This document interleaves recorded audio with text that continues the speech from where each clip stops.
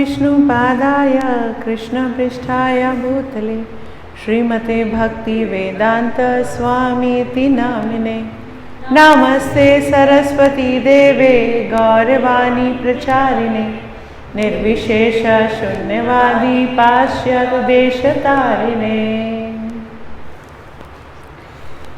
प्रहलाद महाराज के उपदेश की आज आखिरी क्लास है, मतलब 9th क्लास है और लास्ट चैप्टर है कृष्ण भावनामृत दया की पूर्णता, मतलब कंपैशन। तो आज हमारा एक बहुत ही इम्पॉर्टेंट क्वेश्चन है जो सॉल्व होने जा रहा है। बहुत सारे बोलते हैं माधव सेवा की मानव सेवा क्या जरूरी है, मानव सेवा जरूरी है, माधव सेवा क्या करना है। कुछ लोगों को कुछ भ्रांति होती है, अरे इस्कॉन वाले क्या है, सारा दिन बस अपने भगवान जी की पूजा करते रहते हैं, मानवता के लिए तो कुछ करते ही नहीं। देखो इतने लोगों में कोरोना फैला हुआ है, वो ठीक है। इस्कॉन से ज़्यादा इस समय किसी भी ऑर्गेनाइजेशन ने खाना नहीं खिलाया, जाके लोगों की हेल्प की है, पर लोग इसको नहीं देखते। उनको लगता है कि तुम भगवान की पूजा ही क्यों कर रहे हो। तो मैं आपको एक छोटी सी कथा सुनाती हूँ, इससे पहले आज हम क्लास शुरू करें। कि एक बार एक बच्चा कुंभ के मेले में गुम गया, और जो कुंभ के मेले में गुमा, छोटा बच्चा था 2-3 साल का, कुंभ के मेले में गुमा तो वो रोए जा रहा था। तो उससे किसी ने पूछा कि क्या हुआ है, बोले भूख लगी है। उसने क्या किया, वहीं पर ही बहुत सी दुकानें लगी हुई थी, उसमें से एक दुकान से उसने कुछ पूड़ी वूड़ी उसको दे दी, उसने खा ली। थोड़ी देर के लिए भूख शांत हो गई। बच्चा थोड़ी देर के लिए ठीक हुआ, मगर फिर उसको डर लग रहा था, है ना। वो गिर भी गया, उसको चोट भी लग गई और वो बहुत जोर जोर से रोने लगा। तो किसी एक व्यक्ति ने आकर उसको देखा, उसके पाँव में से खून निकल रहा है। उसने वहीं डिस्पेंसरी थी, उसमें उसको पट्टी वट्टी बंधवा दी। फिर बच्चा कंफर्टेबल नहीं है, रो रहा है, डरा हुआ है। फिर रात हो गई, अब भूख दोबारा लगने लगी थी, चोट में भी दर्द हो रहा था और ठंड हो गई थी। अब उसको ठंड भी लग रही थी, कांप रहा था वो बच्चा। तो किसी एक व्यक्ति ने आकर देखा कि अरे बच्चा कांप रहा है ठंड के मारे, तो उसे क्या किया, वहीं कंबल खरीदा और उसको पहना दिया। और बच्चा रात के अंधेरे में, उसको डर भी लग रहा है, उसको चोट भी लगी है, भूख फिर से लगाई है, ठंड कंबल से थोड़ी ना खत्म हो जाएगी, ठंड भी लग रही है नाना करते। बच्चा बहुत परेशान है। तो एक व्यक्ति ने आके क्या किया, उससे पूछा बेटा तुम्हारे मम्मी पापा कहाँ हैं। उसने तोतली भाषा में उसको कुछ बताया। उसे इतना समझ में आ गया कि ये बच्चा गुमा हुआ बच्चा है। वो उस बच्चे को पकड़कर पुलिस के पास ले गया। वहाँ पूछताछ करने पर थोड़ा सा बच्चे ने कुछ बोला, कुछ पता किया, तो पता चला पुलिस थाने में कि अरे ये तो यहाँ के सबसे बड़े सेठ का बेटा है। और उस बच्चे को उसके घर ले जाया गया। जब उस बच्चे को उसके घर ले जाया गया तो वहाँ पर 10 गाड़ियाँ खड़ी थी, 25 नौकर थे। माँ बाप उसकी आँख बिछाए बैठे थे, उनका बच्चा गुम गया था। वो बेचारी माँ रो के बुरी हालत थी। माँ ने अपने बच्चे को देखा, गले लगा लिया और बच्चा ठीक। अब ये बताइए कि क्या जिन्होंने खाना खिलाया था या जिसको पट्टी करवाई थी या कंबल करवाया था, उन्होंने क्या गलत काम किया? नहीं, अच्छा काम ही किया। मगर सबसे अच्छा काम किसने किया? जिसने उसको अपने माता पिता से मिलवा दिया। सबसे अच्छा काम उसने किया जिसने उस बच्चे को अपने माँ बाप से मिलवा दिया।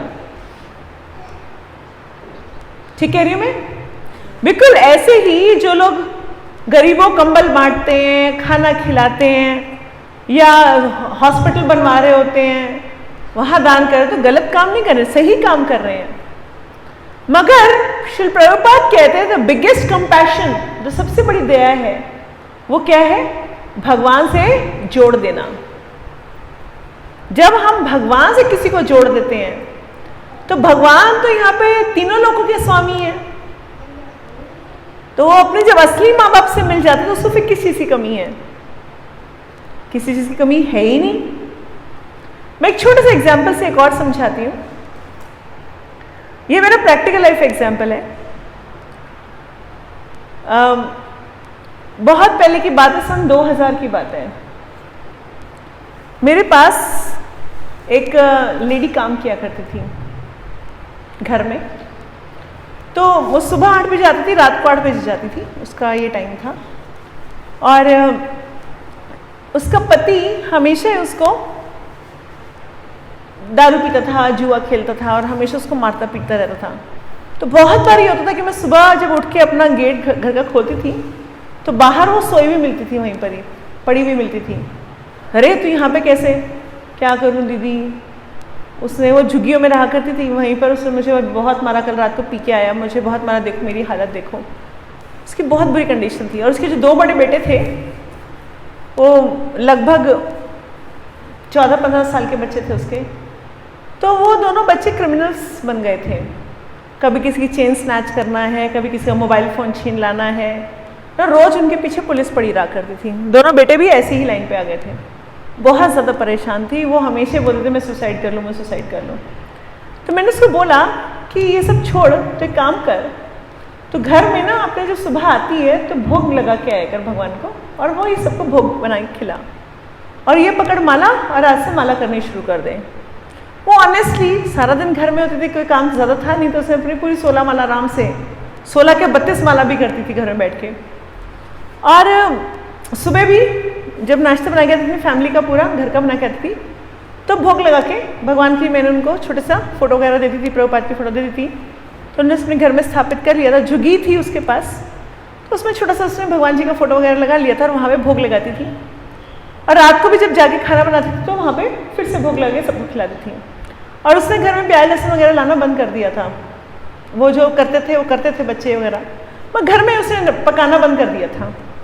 धीरे धीरे धीरे धीरे उसने शुरू में थोड़ा करना शुरू किया, धीरे धीरे धीरे धीरे वो 16-32 पे भी आ गई। अब आपको मैं सिर्फ 4 साल बाद की कहानी सुनाती हूँ। 4 साल बाद सन 2004 या 2004 में उसने छोड़ दिया जॉब। किस लिए? क्योंकि उसका एक अच्छी कॉलोनी में 50 गज का 4 मंजिला उसने घर बना लिया था।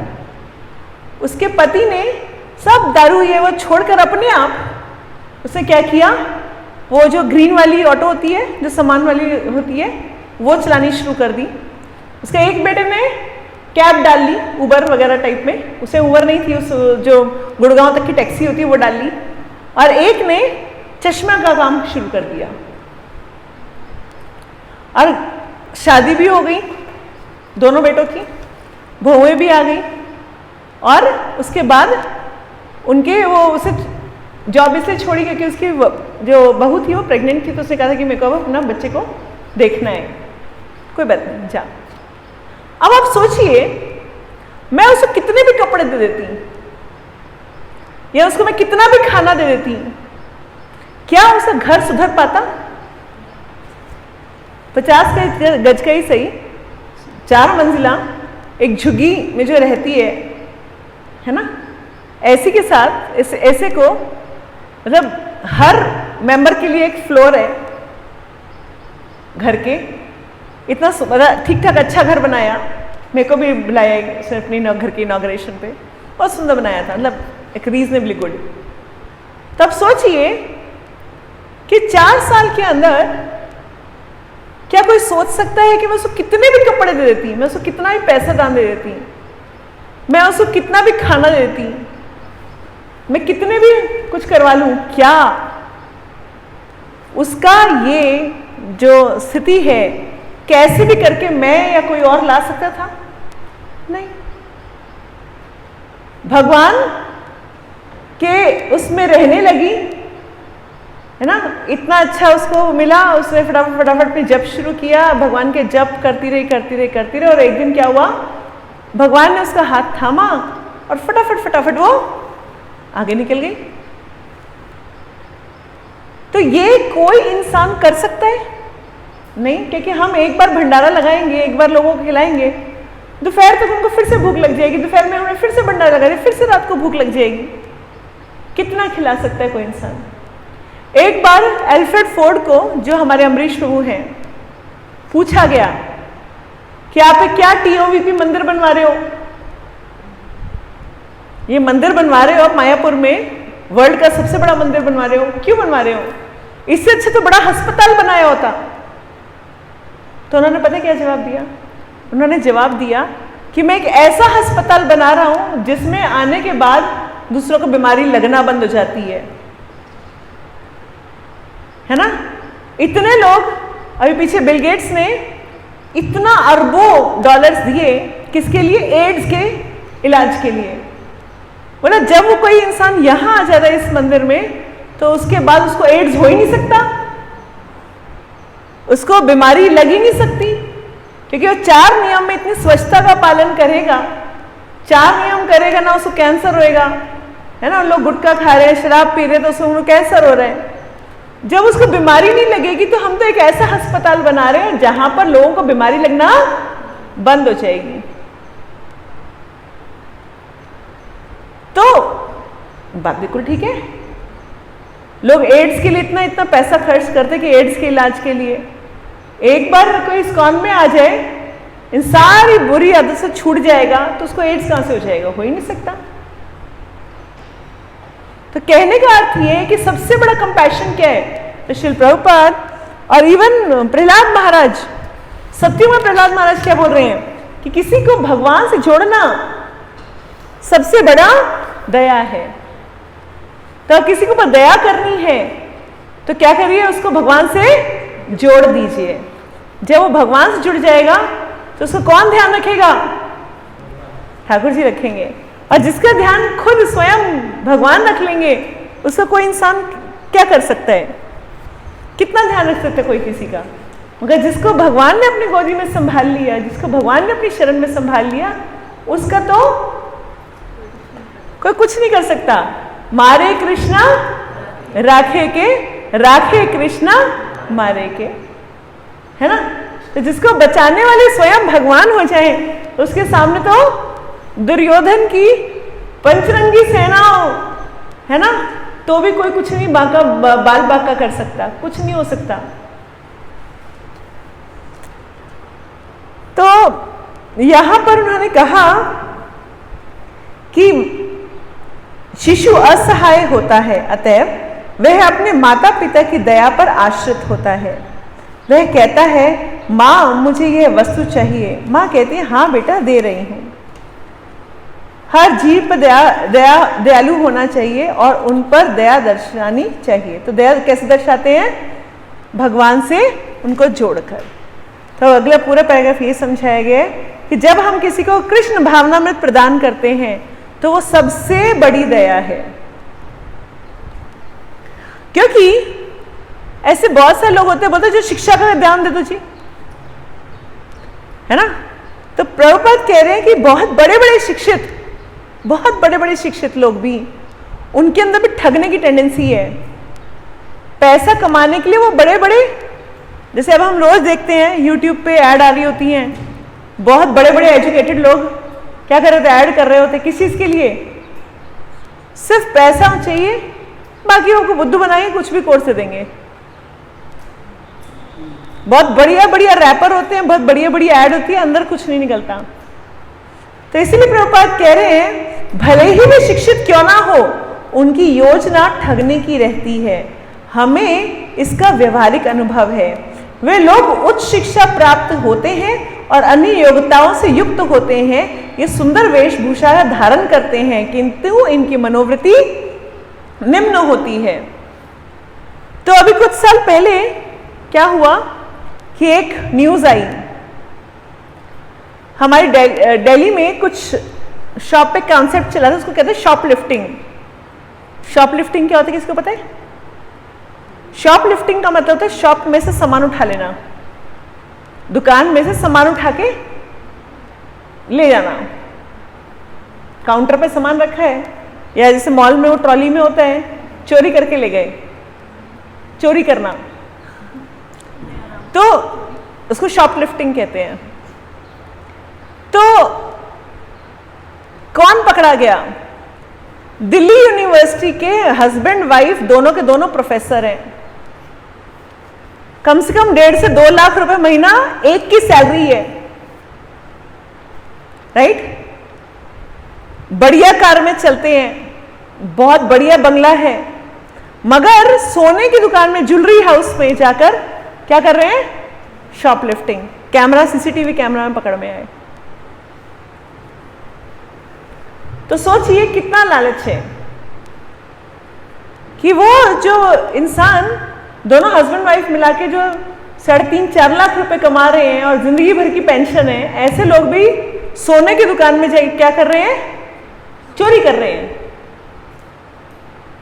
ऐसे बड़े सारे स्टोर के सीसीटीवी कैमरास की फुटेज होती है जहां पर बहुत पढ़े पढ़े लिखे बच्चे, बहुत स्मार्ट बच्चे आते हैं किस दुकान में और मोबाइल फोन या इस तरह की चीजें चोरी करते हैं। फिर सीसीटीवी कैमरा में फुटेज आकर फिर उनके अगेंस्ट एफआईआर होती है, उनको ढूंढा ढांढा जाता है। तो कहने का अर्थ ये है कि हम चाहे कितना भी शिक्षित क्यों ना हो जाए, अब कोई डीयू का प्रोफेसर पीएचडी से कम तो होगा नहीं, पीएचडी से ऊपर तो कोई पढ़ाई होती नहीं, पीएचडी के बगैर तो कोई प्रोफेसर लग नहीं सकता। तो पीएचडी होने के बावजूद, एक पीएचडी, दो डबल पीएचडी होते हैं लोग, उसके बावजूद वो क्या कर रहे हैं? चोरी कर रहे हैं। और ऐसी कोई कमी नहीं है उनको कि किसी वजह से वो चोरी करनी पड़ रही है, कि भाई उनको दो वक्त की रोटी नहीं मिल रही तो उन्होंने रोटी चोरी कर ली, है ना? तो चाहे कितना भी कोई शिक्षित क्यों ना हो जाए, अगर वो कृष्ण भावनामृत में नहीं है, अगर वो भक्ति नहीं कर रहा, तो उसके अंदर वो जो 4 डिफेक्ट्स मैंने आपको पिछली बार बताए थे, क्या बताया था? अपूर्ण इंद्रियां, ठगने की, चीटिंग की प्रोपेंसिटी, गलतियां करने की प्रोपेंसिटी और भ्रमित होना। ये चारों चीजें बहुत ज्यादा होती हैं, बहुत ज्यादा होती हैं। भक्त ये समझ जाता है कि मैं ये शरीर नहीं हूं, मैं आत्मा हूं, चाहे उसको रियलाइज धीरे धीरे हो, उसको समझ में आता है कर्मों की फिलॉसफी, तो वो चीटिंग करने की प्रोपेंसिटी उसकी कम हो जाती है। वो समझ जाता है कि आज मैं चोरी करूंगा, आज मैं गलत काम करूंगा तो कल मुझे ही भुगतना पड़ेगा। जब हमारा हृदय का परमात्मा स्ट्रांग हो जाता है तो हमसे गलतियां भी कम होती हैं, हमारा भगवान से रिलेशनशिप बन जाता है, तो हर गलती होने से पहले भगवान हमें रोक लेते हैं, नहीं ये गलत है, हम रुक जाते हैं, है ना? और अपूर्ण इंद्रियां, मैंने आपको पिछली बार बताया था कि जैसे ही हमारी भक्ति बढ़ेगी तो हमारी स्पिरिचुअल सेंसेस जब जागृत होंगी तो फिर हमारे को इन अपूर्ण इंद्रियों की ज्यादा टेंशन रहती नहीं है। सूरदास जी कभी भी नहीं बोलते कि हाय मैं तो अंधा हूं, मैं कैसे कर सकता हूं। वो हमेशा उस अंधी आंखों को भी हमेशा क्या बना के चलते थे? हमेशा ये बोलते थे कि अच्छा है मुझे दुनियादारी दिखाई नहीं दे रही, तो मैं हर समय भगवान को देख सकता हूं। वो हर समय कृष्ण के दर्शन कर पाते थे। हम आंख वाले हर समय कृष्ण के दर्शन नहीं कर सकते, वो हर समय कृष्ण के दर्शन कर पाते थे। तो कहने का अर्थ ये हुआ कि हमारे को सबसे बड़ा गिफ्ट इस ह्यूमैनिटी को, इस मानवता को सबसे बड़ा गिफ्ट है जब हम किसी को भगवान के साथ कृष्ण भावनामृत में जोड़ देते हैं। तो हमारा क्या करना चाहिए? इसी चित्र में आपको क्या बोले कि जिसको भी जो मिल जाए उसको क्या दीजिए? आप उसको कृष्ण उपदेश दीजिए। जाकर देखो दाई कहे कृष्ण उपदेश, है ना? तो आप जिसको देखो, जिससे मिलो, क्या करो? उसको भगवान का नाम दो। प्रयास करो कैसे भी करके वो जुड़ जाए, प्रयास करो कैसे भी करके वो 2 माला 4 माला करना शुरू कर दे। माला करना शुरू कर दे, भगवान अपने आप हाथ थाम लेंगे, है ना? तो कैसे भी करके उसको माला करने का प्रेरित करिए। जब माला करने का प्रेरित करिए वो अपने आप ठीक हो जाएगा। तो यहाँ पर आगे एग्जाम्पल आता है गधे का। तो धोबी गधे को क्या करता है? पीछे बहुत सारा बोझा ला देता है गधे के, और उसके आगे एक गाजर टांग देता है। अब गधा सोचता है कि मैं चलूंगा तो एक गाजर मुझे मिल जाएगी, वो गाजर और आगे हो जाती है। ऐसे ऐसे ऐसे वो चलता रहता है। और किसके लिए? उसको पता है मेरे को थोड़ी घास मिलनी है, अगर वो देखे तो घास उसको वहीं साइड में मिल जाएगी, बट फिर भी वो इतना इतना टनों बोझा उठाता पूरे दिन से लेकर रात तक। किस लिए? सिर्फ वो थोड़ी घास मिलेगी इसलिए। बिल्कुल ऐसे ही इंसान इंद्र तृप्ति करता है। इंसान को लगता है अभी प्रॉब्लम है, मेरे को थोड़े दिनों बाद सुख मिलेगा, ये बस प्रॉब्लम निकल जाए, ये प्रॉब्लम सॉल्व हो जाए माता जी, उसके बाद तो हम भक्ति करना शुरू कर देंगे। अरे नहीं होएगी, प्रॉब्लम कभी सॉल्व नहीं होनी, क्योंकि दुखालय में शाश्वतम है ये। यहाँ पर दुख ही दुख है, एक दुख खत्म होएगा दूसरा दुख आएगा, उसके बीच में थोड़ा सा जो ब्रेक होता है, उस ब्रेक के टाइम पे हमें लगता है सुख आ गया।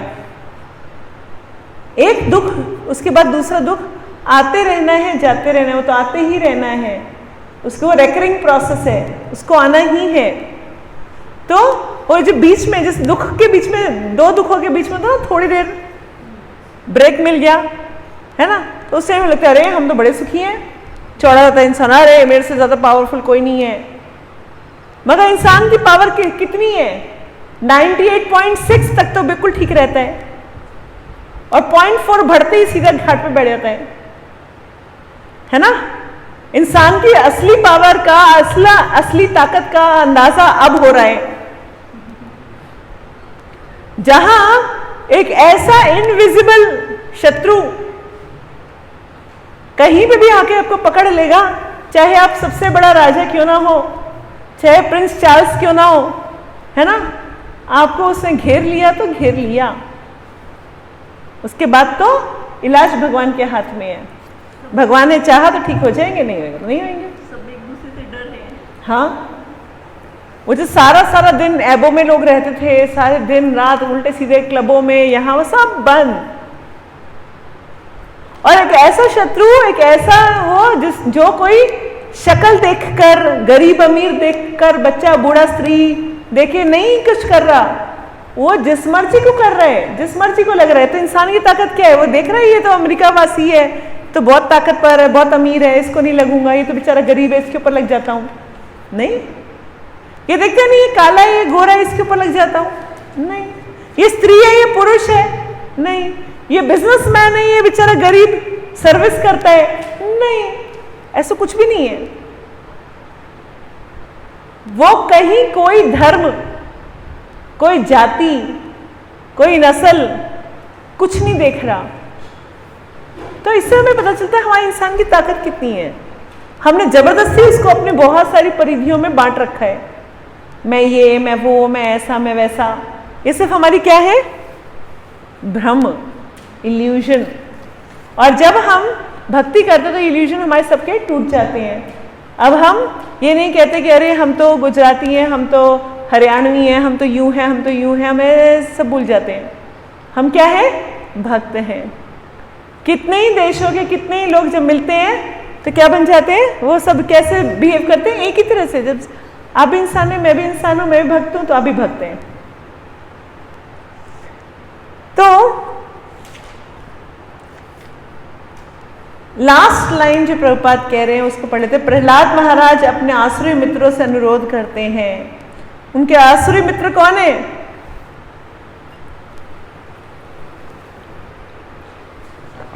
हम देखिए, मैं हूं ना, यहां पे लिख लो नारायणी। आप ये समझिए, प्रभुपाद की बुक की एक एक लाइन मेरे लिए है। जब तक प्रभुपाद की बुक की एक एक लाइन आपके लिए नहीं है, मतलब मेरे लिए नहीं है, मेरे को उसका रेलेवेंस समझ में नहीं आएगा। You must understand that every line has been written for मी।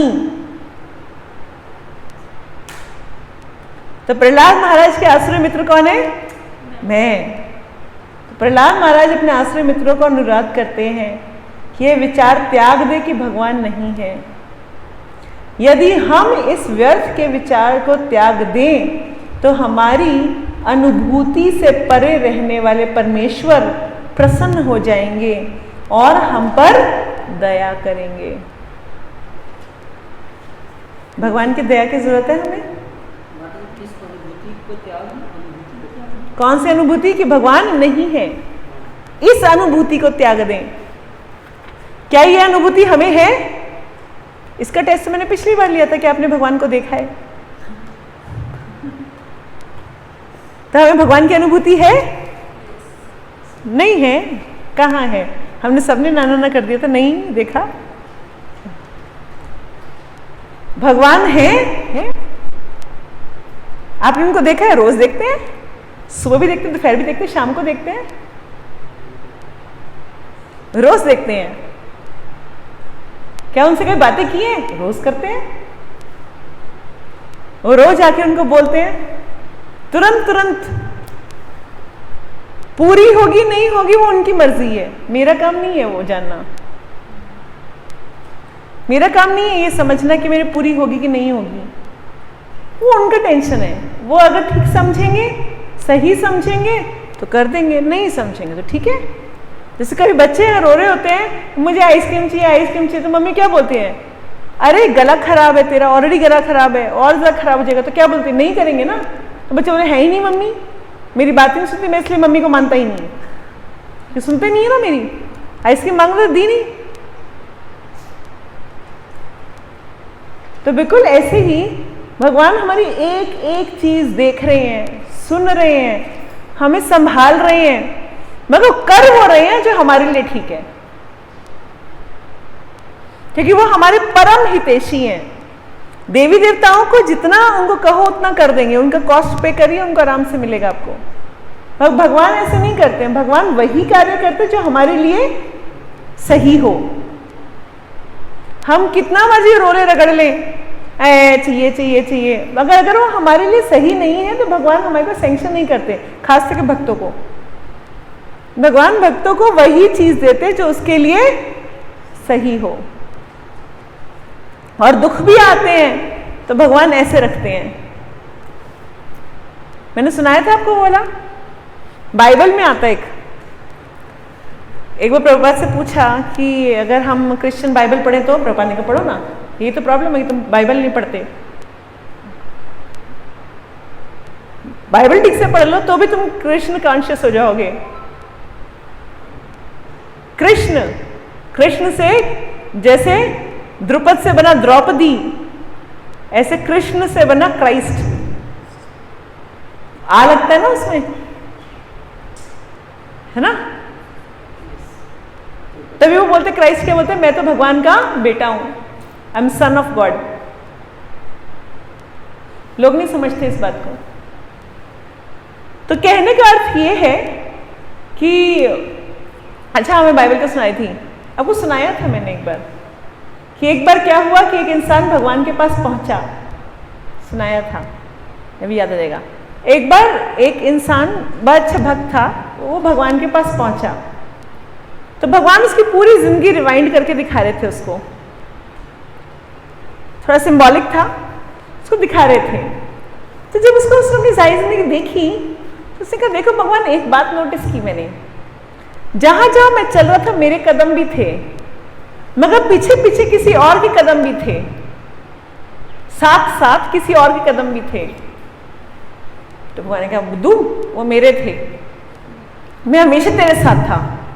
अच्छा, आप मेरे साथ थे हमेशा? हाँ। अच्छा, वेरी गुड। फिर उसने थोड़ी देर बाद नोटिस किया कि जहां बहुत बुरा वक्त आया था वहां बस एक ही कदम थे, मतलब एक ही इंसान के कदम थे। तो बोला, देखा, देखो इस समय मेरी लाइफ में बहुत बुरा वक्त आया हुआ था और उस समय देखिए एक ही कदम है, इस समय इसका मतलब बुरे वक्त में आप भी मुझे छोड़ के चले गए थे। तो भगवान बोले, ध्यान से देख, वो कदम तेरे नहीं मेरे हैं, वो कदम तेरे नहीं मेरे हैं, क्योंकि मैंने तुझे गोद में उठा रखा था। तो जब बुरा वक्त आता है तो भगवान फील ही नहीं होने देते कि बुरा वक्त आया, फील ही नहीं होने देते कि बुरा वक्त आया।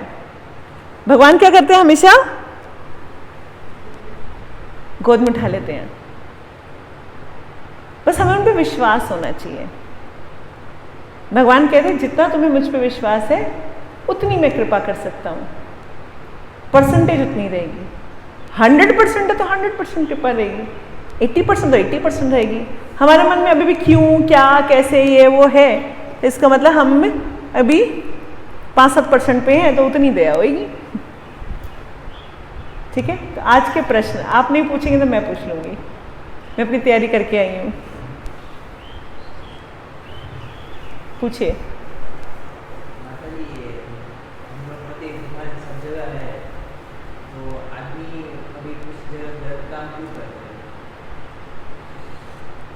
आदमी गलत काम सिर्फ तब करता है जब वो ये भूल जाता है कि भगवान हर जगह है। क्योंकि हमारे 4 डिफेक्ट में क्या थी? Cheating propensity.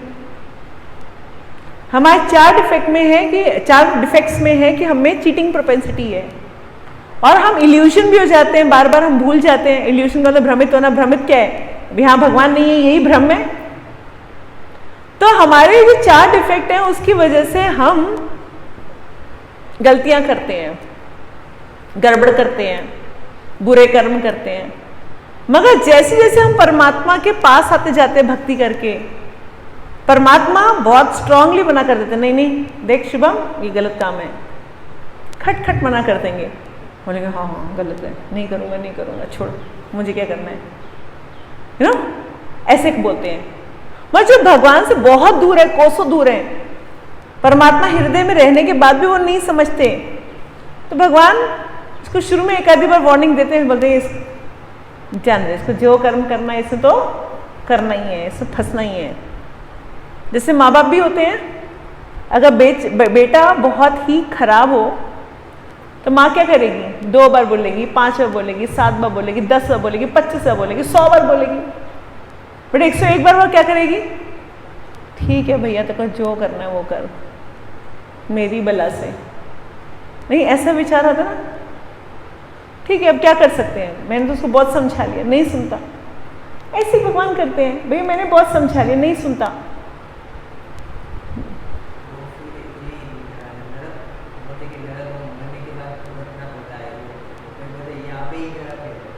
नहीं नहीं है, नर्क अलग से है, लोअर प्लैनेट से पताल के आसपास नर्क है ना, तो पताल के पास नर्क है, वहाँ पे ले जाके उसको पूरा यातना शरीर मिलेगा, उसके बाद वहाँ उसके अच्छे से पिटाई विटाई होएगी।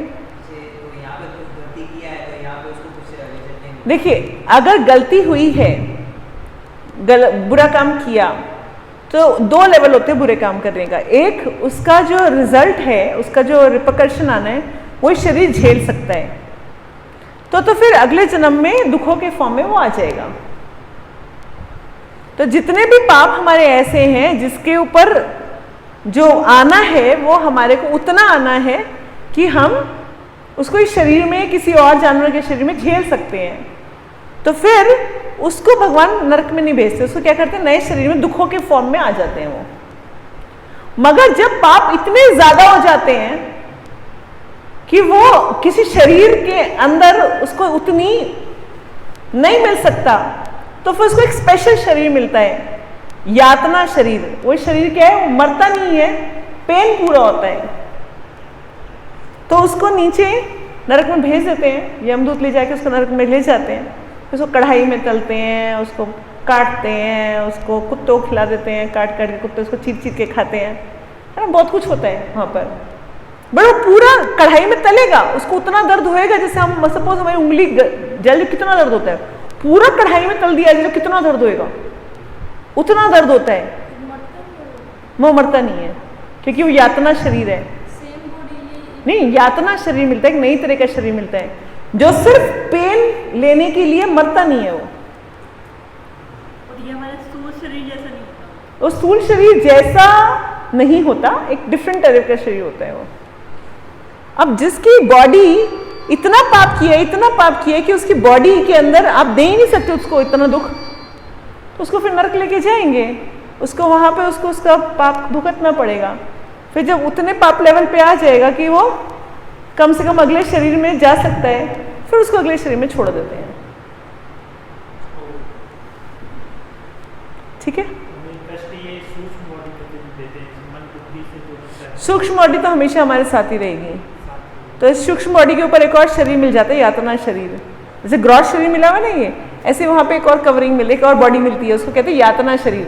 वो उस टाइम सिर्फ हमारे पास 2 शरीर होते उस टाइम जैसे यहाँ पे सूक्ष्म शरीर स्थूल शरीर है, वैसे वहाँ पे सूक्ष्म शरीर और यातना शरीर होगा। फिर हमें याद रहता है कि ये किस पाप की सजा मिल रही है हमें वहाँ तो सुना था तुमने ये काम किया था, तुम्हारे को ये पाप की सजा मिल रही है, याद कुछ नहीं रहता। क्योंकि अगर सपोज करो भगवान ने कहा है कि स्मृति विस्मृति मेरा मैं ही हूँ, है ना, कि याददाश्त भी मैं ही हूँ और भूलना भी मैं हूँ। अगर मुझे याद आ जाए कि पिछले जन्म में मेरे साथ क्या हुआ था, मुझे आज याद आ जाए, तो मैं आज यहाँ पे टिक के बैठ सकती हूँ। मुझे याद आ जाए कि पिछले जन्म में मेरे बच्चे कौन थे, मेरे पति कौन थे, तो मैं क्या इस जीवन में सेट हो सकती हूँ? हो ही नहीं सकता। इसकी वजह से भगवान क्या करते हैं, पिछला भुला देते हैं, ताकि हम अब जितने भी केसेस वो आते हैं, रीइंकार्नेशन वाले आते हैं, जिनको थोड़ा बहुत याद रह जाता है, अब उनको इस लाइफ में सेट होना बड़ा मुश्किल होता है, क्योंकि उनको बार बार अपने पिछले जन्म का सारी चीजें याद आती हैं। वो इस संसार में आने के बाद, नए शरीर में आने के बाद भी अपने माँ बाप, अपने भाई बहन को उसे सेट कर ही नहीं पाते। मैंने देखा है वहाँ पे देखा है ऐसा कोई केस? बिल्कुल अच्छे से। वो मतलब कि जब 4th 5th में वातावरण लड़ता है तो वो अंधा हो गया था, तो ऐसा कुछ होता है जिसको याददाश्त होती है, उसको बॉडी पार्ट कुछ इफेक्ट हो जाता है, तो वो अंधा हो गया था, मेंटली अनस्टेबल हो गया था, उसको सब कुछ याद था, उनको लेके गए अपने घर तक। अब सपोज करो कि मेरे को, अगर सपोज मेरे को ऐसे याद आ जाए कि मेरे को पिछले जन्म में किसी ने दम घोट के मारा था, मर्डर किया था, तो क्या मैं इस जन्म में आ करके कुछ भी कार्य कर सकूंगी? नहीं कर सकती। मैं तो बचपन से उसको ढूंढती रहूंगी, कहाँ है वो, उसका मैं बदला लेके आऊं। तो माता जी ऐसे कैसे हो जाता है कि मृत्यु के बाद भी पिछला जन्म याद? भगवान, कुछ लोगों के अंदर बहुत ज़्यादा बदले की टेंडेंसी होती है, कुछ इस तरह की मौत होती है, तो हम भगवान उनको अलाउ करते हैं कि ठीक है, आप याद रख के अपना पिछला निपटा के आओ। भगवान की है ये, भगवान का प्रोसेस है, उसमें हमें इंटरफेयर नहीं करना चाहिए।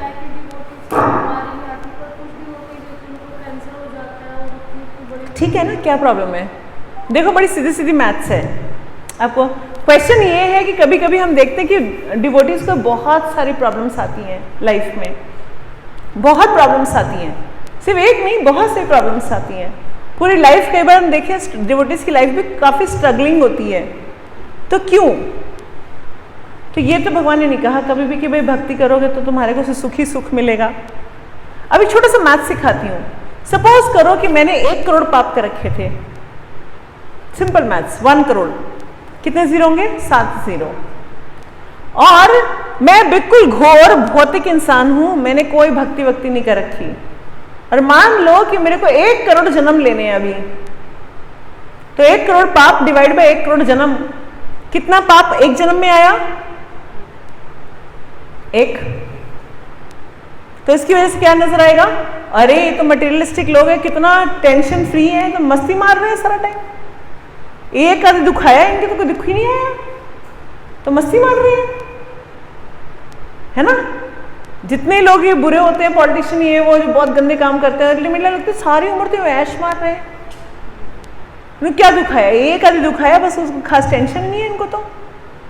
और बेचारा भक्त, अब भक्त के जीवन में भगवान क्या करते हैं? 1 करोड़ पाप है, मान लो उसके भी 1 करोड़ पाप है पिछले जन्मों के, अब 1 करोड़ पाप है, और भगवान को पता है कि अब इसने सिर्फ 10 जन्मों बाद मेरे धाम आ जाना है, तो भगवान क्या करते हैं? 1 करोड़ बाद डिवाइड बाय 10 करेंगे तो बहुत ज़्यादा हो जाएगा भाई इसके लिए, तो क्या करते हैं? डिस्काउंट कर देते हैं, माफ़ कर देते हैं, 1000 गुना माफ़ कर देते हैं। तो 1 करोड़ डिवाइड बाय 1000, तब भी कितना बन जाता है? 10,000।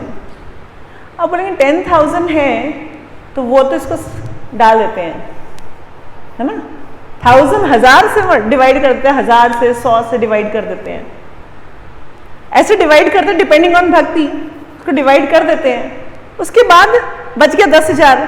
अब 10,000 जो पाप है वो तो उसको भी इसी 10 जन्म में ही भुगतने हैं। तो दिखने का क्या मतलब हुआ? उसको लगेगा भक्तों के जीवन में तो बस दुख ही दुख आते रहते हैं, मगर उसको ये नहीं पता भैया ये दुख तो सिर्फ अभी 10 जन्मों के बाद सब फिनिश हो जाएंगे। भगवान ने 1000 से डिवाइड कर दिया,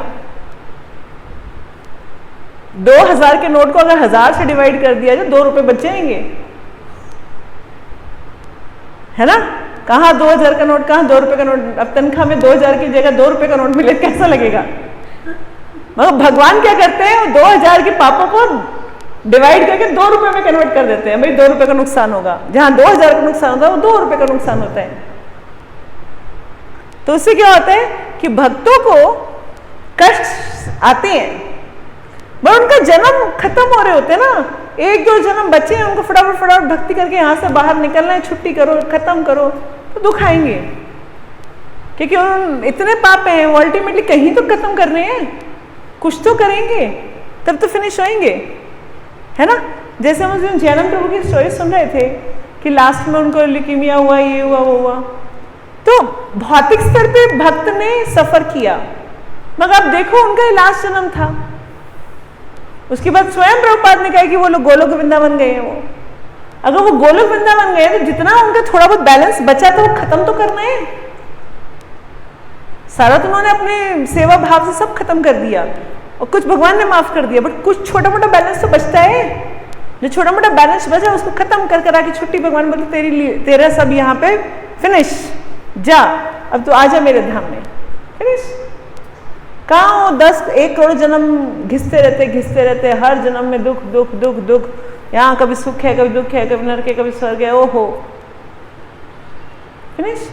तो ऐसा नहीं है कि भक्ति करेंगे सुख ही सुख मिलेगा, दुख तो आएंगे, वो तो उनको भी आ रहे हैं, हमारे को भी आ रहे हैं। बट अच्छी बात क्या है, जब दुख आते हैं, कुंती महारानी क्या बोल रही थी कि हे कृष्ण आप मुझे दुख दो, मुझे और दुख दो, अपने सारे नहीं, मुझे और दुख दो, कि जब भी मेरे ऊपर दुख आया आप मेरे सामने जरूर आ गए थे, आपने मुझे जरूर दर्शन दिए थे, जब भी दुख आया मेरे जीवन में तब आप मेरे साथ खड़े थे, आप मेरे साथ रहो, इसलिए मुझे दुख ही दुख देते रहो, मुझे कोई फर्क नहीं पड़ता। हम में से कोई ऐसा है जो भगवान को बोले भगवान मुझे बहुत दुख देना? कुंती महारानी मांग रही है कि भगवान दुख में रखो, क्योंकि जब भी दुख आएगा आप मेरे साथ खड़े होगे, मुझे इतना पता है, इसलिए मेरे लिए तो वही सुख है जब आप मेरे सामने हो, है ना। तो हमने बहुत सारी स्टोरियां सुन रखी हैं, मगर विश्वास नहीं है। हाँ, प्रॉब्लम सारी विश्वास की है, हमारा विश्वास कच्चा है। हम बोलते हैं भगवान के भक्त हैं, हम बोलते हैं हमें भगवान में बहुत फेथ है, मगर एक्चुअली में फेथ नहीं है, कच्चा है, कच्चा है।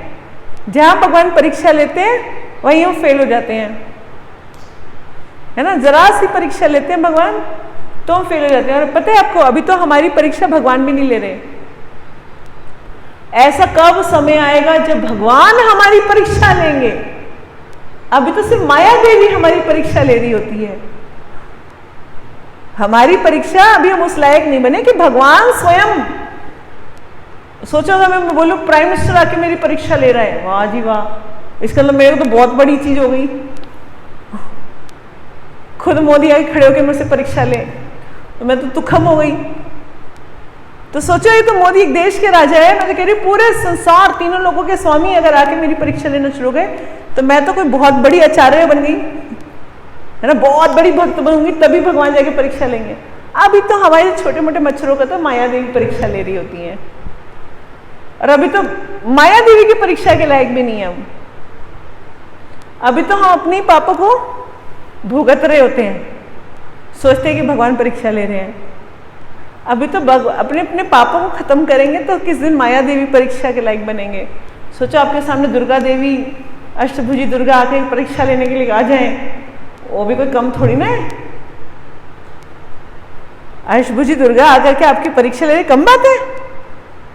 अभी तो हम सिर्फ अपने पापों के साथ लड़ रहे हैं, पापों का निदान कर रहे हैं। ये पाप किया था ये हो गया, ये पाप किया था ये हो गया, अभी तो वो चल रहा है। फिर एक ऐसा मोमेंट आएगा जहां वो अष्टभुजी दुर्गा आकर के हमारा लेंगी परीक्षा, और जब वो पास करेंगी तो उसके बाद फिर भगवान की परीक्षाओं का वक्त आएगा, फिर भगवान की परीक्षा होंगी। भगवान चीटिंग भी कराते हैं, डरने की बात नहीं है। भक्तों को भगवान स्वयं चाहते हैं कि ये फटाफट फटाफट मेरे धाम आ जाए। इसलिए भगवान क्या करते हैं, परीक्षा देते हैं, मगर परीक्षा को पास करने के लिए हमारे को चीटिंग भी कराते हैं। और चीटिंग कैसे कराते हैं, शिल प्रभुपाद के द्वारा।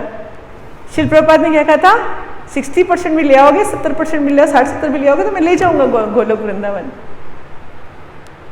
अब भगवान की परीक्षा में 100/100 आना चाहिए, तो वो चीटिंग कौन करा रहे हैं, हमारे प्रभुपाद।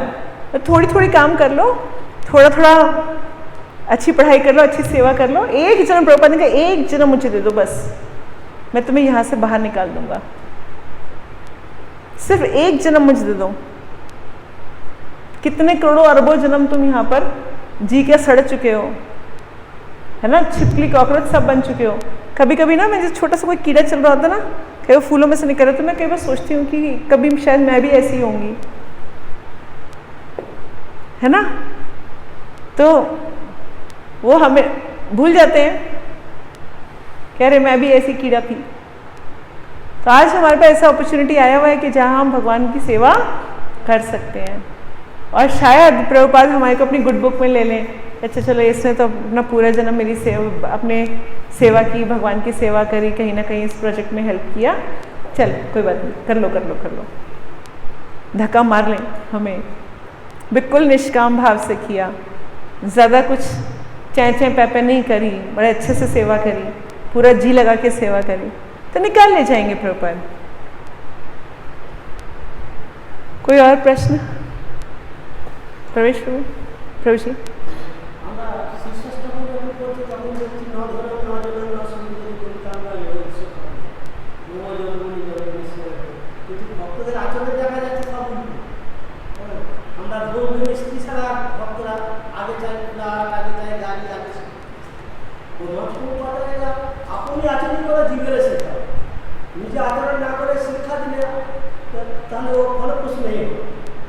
मेरे को थोड़ा हिंदी में बोले तो जल्दी समझ में आ जाएगा। वो पहला श्लोक तो सर में आ गया, उसके बाद एक भक्त के जीवन में देखते कि उल्टा ही है, धर्म भी है, जन्म भी है, स्त्री भी है, तो भक्त अपने आचरण से क्यों नहीं दिखा रहा है कि ना धर्म ना जन्म? तो चैतन्य महाप्रभु ने कहा ना धनम ना जन्म ना सुंदरीम जगदीश व कामे, है ना, कविता व कामे। मगर भक्त के जीवन में अभी तो सब कुछ है। अभी तो भक्त क्या बोल रहा है, हाँ जन्म, हाँ धनम, हाँ सुंदरीम, है ना की जगह क्या बोल रहा है, हाँ सब कुछ काम ही है। मगर ये सब भक्ति की स्टेजेस पे डिपेंड करता है प्रभु जी। जो छोटा भक्त है, अभी नया नया भक्ति में आया, आपको पता है ऐसा बहुत बार होता है कि नए नए भक्तों को भगवान दर्शन देते हैं, नए नए को, और पुराने भक्त को नहीं देते। क्यों? क्योंकि भगवान चाहते हैं कि मैं इसको दर्शन दूंगा तो मुझसे अट्रैक्ट होकर के फटाफट भक्ति में लग जाएगा। जो छोटा भक्त है उसको सभी चीज शुरू से सुनाएंगे, ना धनम ना धनम ना सुंदरीम, है ना, तो वो भाग जाएगा। तो भगवान क्या बोलते हैं, हाँ धनम, देख तू आएगा, मैं तेरी ये भी मनोकामना पूरी करूंगा, ऐसा भी करूंगा, वैसा भी करूंगा। भगवान शुरू में सारी मनोकामना भी पूरी करते हैं, मगर धीरे धीरे धीरे धीरे जब उसका हृदय शुद्ध होने लगता है हरि नाम से, उसके बाद वो धीरे धीरे धीरे धीरे वैराग्य में आ जाता है। और जब वैराग्य धीरे धीरे धीरे, क्योंकि वैराग्य आप किसी को मार के वैराग्य नहीं ला सकते, आपके मैं मारूंगा इसको तो वैराग्य आ जाएगा, नहीं होएगा। जिन लोगों को दारू पीने का शौक है, आप उसको कितना भी मार लीजिए, दारू पिएगा, है ना। तो धीरे धीरे वो अपनी बुरी आदत छोड़ता है, धीरे धीरे वो क्या करता है, हरि नाम से प्यार करना शुरू कर देता है, धीरे धीरे भगवान की सेवा में लगता है, धीरे धीरे फिर वैराग भी आता है। और जब पूर्ण वैराग्य आता है तो चैतन्य महाप्रभु का जो श्लोक है, जिसे अब हमारे आचार्य हैं, आपके गुरुदेव हैं, वो ना धनम ना जन्म पे चलते हैं, हाँ या ना, आपको दिखता है उनके पास श्लोक बिल्कुल फिट है।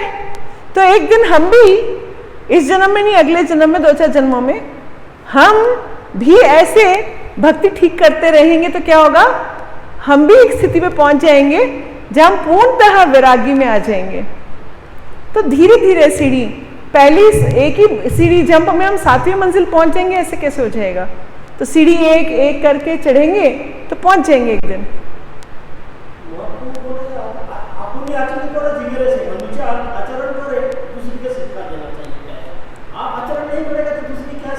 तो गुरुदेव अपने आचरण से सिखा रहे हैं ना हमको। अभी हम सब तो खुद वॉशिंग मशीन में है। आप बोलता माया माया, आपको माया तो फंस गया, आप यदि लेक्चर देगा वो लेक्चर तो दूसरी नहीं मानता, बोला आपको माया से फंस गया तो दूसरी को क्या। एक टीचर क्लास में जाओगे तो बच्चा क्या सिखाएगा, स्मोक टीचर सिगरेट स्मोकिंग तो टीचर नीचे सिगरेट के तक क्लास में। बिल्कुल ठीक कह रहे हैं। तो इसीलिए हम क्या करते हैं, हम प्रभुपाद की किताबों को एज इट इज पढ़ते हैं कि प्रभुपाद ना धर्म जना जन्म पे थे, प्रभुपाद तो है ना। तो हम क्या करते हैं, यहाँ बैठ के श्री प्रभुपाद की बुक्स पढ़ते हैं और बुक्स को बताने का प्रयास करते हैं। हो सकता है कि मेरे आचरण में बहुत सारी कमी हो सकता है भक्त के आचरण में बहुत सारी कमी हो। वी आर इम्परफेक्ट, बट जो नॉलेज है ये क्या है, ये परफेक्ट है। हम इम्परफेक्ट हैं, मगर हम सोचेंगे जिस दिन हम परफेक्ट होंगे उस दिन प्रचार करना शुरू होंगे तो हमारा काम नहीं चलेगा। क्योंकि ये जो क्लास ले रही हूँ वो किसके लिए ले रही हूँ, अपने लिए, आपके लिए थोड़ी ना ले रही हूँ मैं। ताकि ये जो प्रभुपाद की बुक पढ़ूंगी, जब बोलूंगी तो कुछ तो बुद्धि में आएगा। तभी रामराम प्रभु बोलने लगे आज लोग आए नहीं। तो मैंने क्या बोला, तो भी मैं अपनी क्लास तो लूंगी। मैं अपने डॉट 5 बजे करतार लेके बैठ गई थी, जब भी यहाँ पे कोई एक भी नहीं आया था। क्यों नहीं आया, क्यों कर रही थी, क्योंकि मेरे को खुद पढ़ना है। मैं आपको थोड़ी ना सुना रही हूँ, मैं तो किसके लिए पढ़ रही हूँ, अपने लिए। ये पढ़ूंगी तो मेरा उद्धार हो जाएगा। आप आ जाते हो तो मुझे साधु संग में मिल जाता है। तो यहाँ पे सारा बेनिफिट मेरा है। जब आप आते तो मुझे साधु संग मिल जाता है। ठीक है, तो इसका मतलब अब हमारे आचरण को देख के काम मत करिए, उनके आचरण को देख के काम करिए, अपने गुरुदेव के आचरण को देख के काम करिए, क्योंकि वो सही डिवोटी हैं। हम तो अभी कच्चड़ हैं, हम तो कच्चे हैं, अभी तो हम सब पढ़ रहे हैं, है ना। ये तो बिल्कुल वैसा है कि क्लास का एक बच्चा बुक लेकर के सारे बच्चों को बिठा करके पढ़ना शुरू कर देता है। कभी कभी बच्चा, मैं टीचर नहीं हूं, मैं क्या हूं, अभी आप ही की क्लास का एक बच्चा हूं। तो एक बच्चा कई बार बोलते हैं ना, बच्चे चल तू रीड कर, तो इसका मतलब थोड़ी ना कि बच्चे को रीड करने को कह दिया तो उस बच्चे को सब कुछ आ गया। बच्चे को कुछ नहीं आता, बच्चे तो सिर्फ रीड कर रहे हैं, तो सिर्फ जो बुक में लिखा है उसको रीड कर रहे हैं। तो इसलिए हमारा आचरण नहीं देखिए, गुरुदेव का आचरण देखिए, प्रभुपाद का आचरण देखिए। जब इन सब का आचरण देखेंगे तो आपको लगेगा हाँ बिल्कुल सही है। हम तो क्या कर रहे हैं, सिर्फ प्रभुपाद की किताबों को बैठ के पढ़ रहे हैं। एक चांस मिल जाता, सारा दिन भागा भागी में लगे रहते हैं, तो चलो बैठ के हम लोग आपस में श्री प्रभुपाद की बुक पढ़ लेते हैं। अभी ये बुक खत्म हो जाएगी, फिर हम दूसरी बुक शुरू कर देंगे, है ना। तो इस तरह से एक एक करके हम प्रभुपाद की बुक्स को पढ़ पाएंगे। और मैं भी आप ही की तरह हूँ, है ना। मैं क्या कर रही हूँ, मेरे में भी बहुत सारी कमियां हैं, तो मैं क्या कर रही हूँ, सिर्फ वो पढ़ रही हूँ जो प्रभुपाद की बुक में लिखा है। जी प्रभु जी। तो मैं ये बोलना चाहूँगा, जैसे माता जी ने आज की क्लास में भी बताया कि महाप्रभु हमें बोल के गए हैं, जहाँ देखिए बाहर कृष्ण नाम, तो महाप्रभु ही हमें सबको एम्पावर करके गए हैं कि हम सब प्रचार करेंगे, सब कृष्ण का नाम लेंगे। तो अभी हम अपना आचरण को सुधार सकते हैं। तो हम सिर्फ प्रभुपाद की बुक्स पढ़ते बैठ के। प्रभुपाद ने इतना बुक्स दिया कि जन्म में हम खत्म नहीं कर सकते। तो अगर हम पूरा जन्म बैठ के प्रभुपाद की बुक्स भी पढ़ते रहें तो भी हमारा कल्याण हो जाएगा। तो आपने स्पीकर का जो यहाँ पर क्लास दे रहा है, बेटा थोड़ा इधर हो जा, आपने जो क्लास दे रहा है उसका आचरण नहीं देखना, आपने प्रभुपाद का और गुरुदेव का आचरण देखना है और उसको फॉलो करना है, क्योंकि वो परफेक्ट है। हम भी उनको देख रहे हैं, आप भी उनको देखिए, है ना।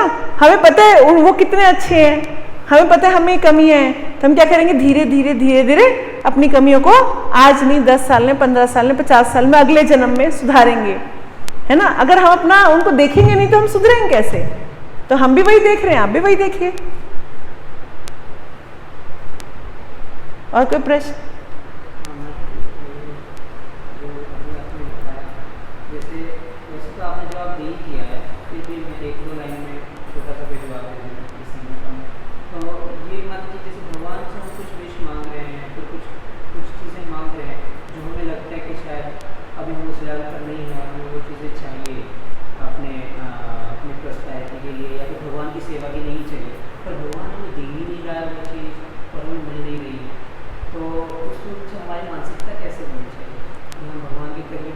जाके विधि राखे राम ताही विधि रहिए, सीताराम सीताराम सीताराम कहिए। अगर भगवान हमारे को एक चीज़ नहीं दे रहे हैं, इसका मतलब वो चीज़ हमारे लिए हानिकारक है। इसका मतलब वो चीज़ आते ही हमारा दिमाग खराब होने वाला है। इसका मतलब जो आज हम भक्ति कर रहे हैं उससे हम गिर जाएंगे, इसीलिए वो हमारे को वो चीज़ नहीं दे रहे हैं। तो हमारे को सिर्फ प्रॉस्पेरिटी नहीं, कोई और भी चीज़ हो सकती है, कुछ भी हो सकता है। तो हो सकता है कि मेरा इच्छा है कि मैं ये काम, मेरे को ये मिल जाए, है ना। अगर भगवान मुझे वो चीज़ नहीं दे रहे हैं तो इसका मतलब वो मेरे लिए सही है। भगवान देखते हैं कि ये चीज़ मिल गई तो ये ज़्यादा मटीरियल वर्ल्ड में एंगेज हो जाएगा, ये ज़्यादा उलझ जाएगा, ये ज़्यादा परेशान रहना शुरू हो जाएगा और 1000 रिस्पॉन्सिबिलिटी आ जाएंगे इसके ऊपर। तो इसलिए बेटर है कि ये सिर्फ भक्ति में ऐसे ऐसे रहे, तो इससे वो खुश रहेगा। जितना है वैसे रहिए, क्योंकि हमारे को नहीं पता हमारे को क्या चीज़ चाहिए और वो हमारे को कितना नुकसान करने वाली है। ठीक है। हाँ माता जी। अच्छे भक्त बनने के लिए पूरा मतलब क्या दिनचर्या होनी चाहिए? और तो प्रभुपाद बता के गए हैं, पूरा प्रभुपाद की दिनचर्या फॉलो करिए। देखिए, सुबह हम सबको 4 बजे उठना है, मंगला आरती आना है, नहा धो के तैयार हो करके, है ना। उसके बाद बैठ के जप करना है, श्रृंगार आरती अटेंड करना है, लेक्चर अटेंड करना है, प्रसादम पाना है, फिर अपनी जॉब पे जाना है। हमारे को बढ़िया बात क्या है, हमें ज़्यादा ट्रैवल नहीं करना पड़ता। उसके बाद फिर शाम को संध्या प्रोग्राम शुरू रहता है। हमेशा प्रसाद खाना है, हरि नाम ठीक से बैठ के करना है, और शाम को अपना इवनिंग प्रोग्राम अटेंड किया, फिर जल्दी जल्दी भगवान की सेवा करके सो गए। कितना अच्छा जीवन है। ये करते रहेंगे, प्रभुपाद की बुक्स पढ़ते रहेंगे, हमारा उद्धार निश्चित है। प्रभुपाद ने कहा माता जी अगर मंदिर में ज़्यादा आ नहीं सकते तो अपने घर में भी कर सकते हैं, इवनिंग प्रोग्राम मंदिर में अगर नहीं आ सकते। गृहस्थ फैमिलीज के लिए एक दिन हफ्ते में आना कंपल्शन होता है एज पर प्रभुपाद। मगर जो कम्युनिटी में ही रह रहा है, फार्म कम्युनिटी में रह रहा है, उनके लिए प्रिस्क्राइब्ड 3 दिन है कि कम से कम 3 दिन वो मॉर्निंग प्रोग्राम ज़रूर अटेंड करें। नहीं तो फिर इवनिंग का तो इतना नहीं है, मॉर्निंग प्रोग्राम ज़रूरी है कि मॉर्निंग प्रोग्राम ज़रूर अटेंड करें हफ्ते में 3 दिन। माता जी जैसे हम यहाँ पे रह रहे हैं, कम्युनिटी में रह रहे हैं, यहाँ पे मंदिर है, तो हमें अपने रूम में, अपने घर में भी रखनी चाहिए ड्यूटी? देखिए, नहीं रखने चाहिए। अगर हम कम्युनिटी में रह रहे हैं, अब जैसे मेरे पास है तो पहले से ही है, मगर अगर हमारे पास नहीं है तो हम यहीं पे सेवा करें। तो प्रभुपाद ने कहा है कि अगर हमारे पास अपना कम्युनिटी का मंदिर है तो फिर हम कम्युनिटी के मंदिर को ही सर्व करें, अपने इंडिविजुअल ड्यूटीज़ ना रखें। मगर जो लोग बहुत दूर दूर रहते हैं मंदिर से, तो रोज़ मंदिर नहीं जा पाते भगवान की सेवा, तो फिर गृहस्थों के लिए फिर गुरु महाराज भी और प्रभुपाद भी कहे गए कि फिर वो अपने घर में ड्यूटीज़ रख सकते हैं, तब वो वहाँ पर उनकी सेवा करें। मगर जैसे हम तो यहीं कम्युनिटी में रह रहे हैं तो फिर हमारे को क्या करना चाहिए, इन्हीं ड्यूटीज़ को अपना ड्यूटीज़ मान करके यहीं पर ही सेवा करनी चाहिए। सब लोग अपने अपने अलग अलग करेंगे तो फिर इन ड्यूटीज़ को कौन ध्यान रखेगा? ये किसके लिए? आप के लिए तो है, आपकी ड्यूटीज़ तो है ना। चलिए, श्री प्रभुपाद की जय।